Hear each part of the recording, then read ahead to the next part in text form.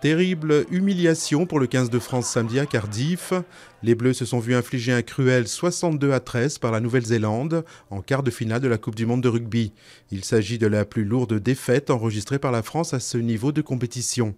Le sélectionneur Philippe Saint-André dit assumer pleinement la responsabilité de cet échec retentissant, insistant au passage sur les carences du système. Le glissement à droite semble se confirmer aux élections législatives en Suisse, selon les premières tendances après la clôture du vote.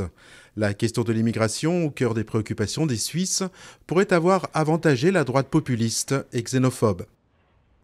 Le siège français de Volkswagen perquisitionné vendredi dans le cadre de l'enquête sur les moteurs diesel truqués. Le groupe automobile allemand est accusé d'avoir installé un logiciel destiné à fausser les tests antipollution. Selon un porte-parole du parquet de Brunswick en Allemagne, l'enquête outre-Rhin avait permis d'identifier plus de 2 salariés soupçonnés d'être à l'origine de l'installation du logiciel litigieux. Absence du premier syndicat de France, la CGT, conflit chez Air France. C'est dans un contexte social plombé que François Hollande ouvre lundi la 4e conférence sociale. Au menu, le compte personnel d'activité, la conférence sur le climat et le numérique.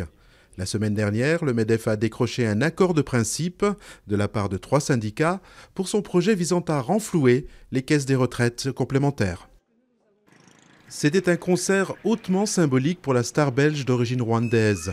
Stromae a conclu sa tournée mondiale à Kigali, capitale du Rwanda, mais aussi le pays de son père, assassiné pendant le génocide de 1994.